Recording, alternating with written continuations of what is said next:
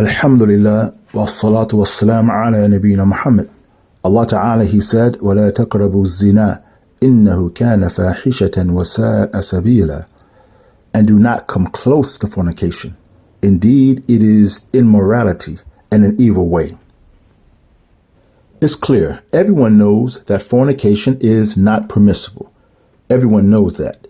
But you young people are taking it to a completely different level today. I'll explain what I mean, inshallah. When I grew up, there was no cell phone and no internet. So the evil that a person did was limited to their community. There was a young lady who I grew up with in my same neighborhood. She messed with a lot of guys, had a lot of boyfriends. But because there was no video recording of anything that she did, when she got older, she grew out of this.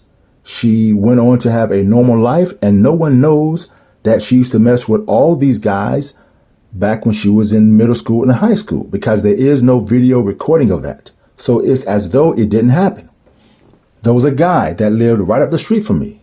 He was suspected of being a homosexual. But because there's no video recording of that, he grew out of his gayness. He went on to have a family and a regular life, and no one knows what he did before because there is no video recording of it. Today, some of you young girls, you are sleeping with guys and you put it on videotape. So now you have made your sin broadcasted for the rest of your life, and maybe beyond that, for your grandchildren to see, for your parents to see, your community to see. Some of you young men who are homosexuals, and you videotape your homosexual acts for the whole community to see, for your grandparents to see, for your parents to see. One day you're going to repent. One day you're going to get more mature and your brain cells are going to develop, and you're going to regret what you did, especially since you have it on videotape for the whole world to see. Test yourself.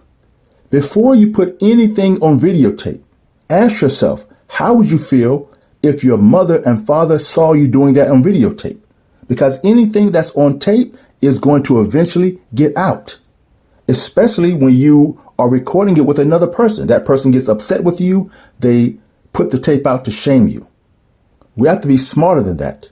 First, we have to fear Allah, and then you have to be smart. If you do a sin, repent and don't broadcast your sin, because this sin is going to follow you around for the rest of your life. When I was growing up, we had the old style cameras, not the cell phone cameras. We didn't have cell phones, didn't have cameras like that.